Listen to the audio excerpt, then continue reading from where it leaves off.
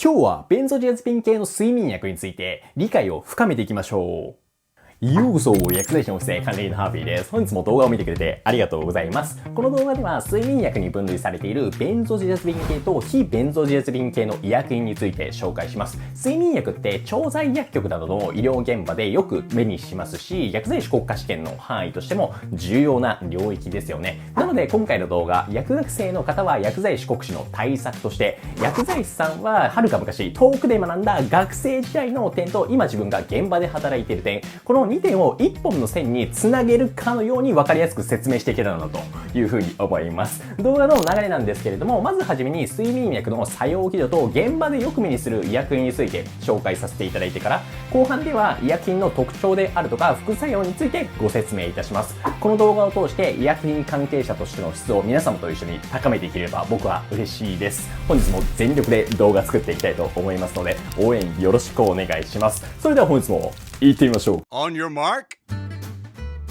それでは中身に入っていきたいんですけど、皆さんすいません、ベンゾジアゼピン系と非ベンゾジアゼピン系、名前が長すぎてすでに噛みそうなんで、ベンゾ系と非ベンゾ系に略させていただきますので、よろしくお願いいたします。まずは作用基準なんですけど、これ結論申し上げますと、GABA-A 受容体のベンゾジアゼピン結合部位に作用することにより、睡眠作用につながっております。順を追って説明していくと、まず GABA-A 受容体っていうのは、中枢や脊髄に存在している五両体のイオンチャネル型受容体でございます。この受容体の役割としては、神経細胞内に塩化物イオンを流入させることにより神経伝達を抑制しております。神経細胞内に塩化物イオンが入ると神経細胞内がマイナスに帯電しますよね。これを過分極って言ったりするんですけれども、この過分極が起こると神経伝達が抑制され、結果的に睡眠作用につながるっていうことなんですよね。ここまでは OK でしょうか。で、今説明したのはベンゾ系、非ベンゾ系に共通の部分ではあるんだけれども、ここで皆さん考えられる方いらっしゃるかと思います。ベンゾ系と非ベンゾ系って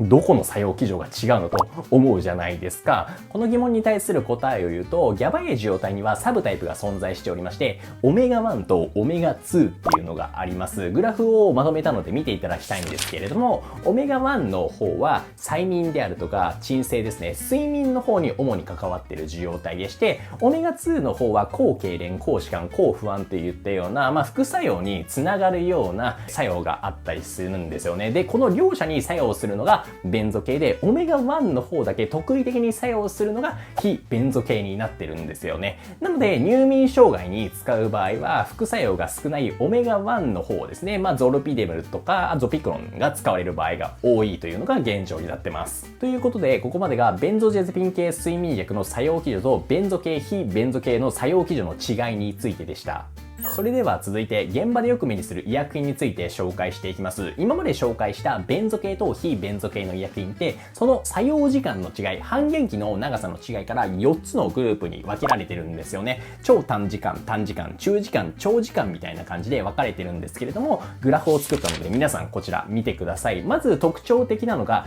非ベンゾ系であるゾルピデム、ゾピクロン、S ゾピクロンに関しては全て超短時間型に分類されておりますよね。そして、この医薬品なんですけれども、作用時間の違いから不眠症に対して使われる症状っていうのが異なってくるんですよ。不眠症にもいくつか種類があって、例えば眠りに入るまでに時間がかかる入眠障害、眠るまでは速やかなんだが深夜とか朝早く起きてしまう中途覚醒、早朝覚醒っていう症状があったりします。そのためこれらの症状に対して短時間型を境にしてその半減期の違いから使われてくる医薬品っていうのが異なってくるんですよね。現場で特に目にするのが非ベンゾジアゼピン系のゾルピデム、これマイスリーって有名だと思うんですけれども、こちらが入眠障害に使われるのと、あとそうですね、入眠障害だとブロチゾラムをよく目にするかなと思いますね。で、中途覚醒とか早朝覚醒に対しては中時間型の医薬品がよく使われているイメージがあります。長時間型に関しては中途覚醒、早朝覚醒に対してでも使われないことが多いんじゃないかなと思います。あんまり現場で目にしたことはないですね。ということでここまでがベンゾ系、非ベンゾ系の現場でよく目にする医薬品の紹介でした。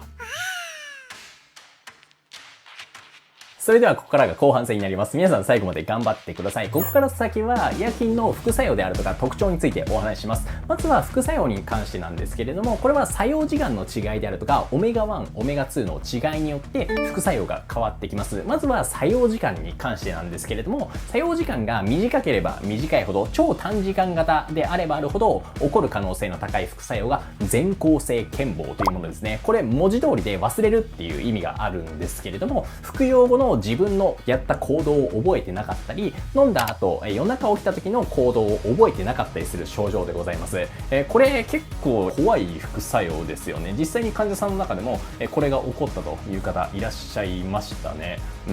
で、お次は作用時間が長ければ長いほど起こりやすい副作用、持ち越し効果っていうのがあったりします。皆さんイメージつくと思うんですけれども、薬の作用時間が長すぎて次の日の日中まで薬が残ってしまって、日中に眠気であるとかふらつきの症状が出てしまう。これを持ち越し効果と言います。で、次にオメガ1、オメガ2の違いで起こる副作用なんですけれども、これ皆さん先ほどの表を見ていただきたいんですが、オメガ2の方に作用すると抗不安とか抗痙攣、筋弛緩作用がありますよね。筋弛緩では、転んだりしちゃう、転倒とか骨折につながったりするリスクがありますし、抗不安に関しては例えばメンタル的なところでお薬の依存につながってしまうリスクがあったりするんですよね。なので睡眠薬に関してはオメガ1に特異的な非ベンゾ系を使った方がいいですよね。ただこのオメガ2の副作用を利用して使われている医薬品もあって、例えば抗痙攣であれば転換のね症状に対する同じベンゾジアゼピン系のジアゼパム、ダイアップの座薬とかがあったり、抗不安とか筋弛緩ですね、こちらはメンタル的な疾患、あとは腰痛症とかに使われるエチゾラム、これはデパスですねが使われたりするんですよね。みたいな感じでこの副作用を生かして使われている医薬品もあるんだよということを皆さん覚えておいてほしいですね。今の副作用をまとめるとこちらのグラフになるんですけれども、超短時間型、長時間型で起こりやすい副作用があります。オメガ1、オメガ2、それぞれによって、副作用はあるけれども、それを生かして使われている医薬品もあるんだよということになりますね。こちらに関してが副作用に関するお話でした。続いて医薬品の特徴についてなんですが、今回紹介した医薬品ほとんど全てのものに処方日数制限が設けられております。ベンゾ系、非ベンゾ系の睡眠薬は基本的に30日分の処方日数制限が設けられていて、医薬品としては抗精神薬に分類されております。ただこの基本的な裏には例外があって、例えば中時間型に分類されているニトラゼパム、ベンザリンですね、こちらは抗精神薬なんだけれども処方日数制限は90日分になっていたり、超短時間型に分類される非ベンゾ系の S ゾピクロンに関してはそもそも抗精神薬には分類されていないし、処方日数の上限も決められておりません。みたいな感じで日数制限が決まってたり決まってなかったりすることがありますので、ほとんどのものは30日分の制限なんですけれども、ここに関しては調剤監査において薬剤師さん気をつけるべき点だと思います。最後に特有の性質を持つ医薬品2種類についてご紹介いたします。まずは先ほど説明した S ゾピクロンなんですけれども、これ超短時間型にゾピクロンっていうのがありますよね。これ名前が似てると思うんですが、ゾピクロンの進化系が S ゾピクロンと考えていただいて大丈夫ですね。ゾピクロンっていうのはこれ共造異性体って言ったりするんですけど、 S 体 R 体の2つの構造異性体、どっちもゾピクロンなんですけれども、これが1対1の割合で含まれているラセミ体なんですよね。これどういうことかっていうと、手のひらで表すことができて、手のひらってこれ重ね合わせると同じものに見えるんですが、開いた時によく見てみると小指と親指の位置が逆になってますよね。みたいな感じで同じものなんだけれども同じものではないっていうのがS 体 R 体ラセミ体の存在なんですけど、この S 体 R 体のゾピクロンの中で S 体のものが睡眠作用に多く関わってるんですよ。ここで S 体のものだけを抽出して作った医薬品っていうのが S ゾピクロンになってるんですよね。すごいですよね。さらにこの S ゾピクロンではゾピクロンと比べて副作用も軽減されていて、ゾピクロンって飲んだ後に苦味を感じることがあったりするんですけれども、この味覚障害に対しても S ゾピクロンは改善されているということなんですよね。こんな感じでどんどん科学が発展していくっていうのはすごい興味深いですよね。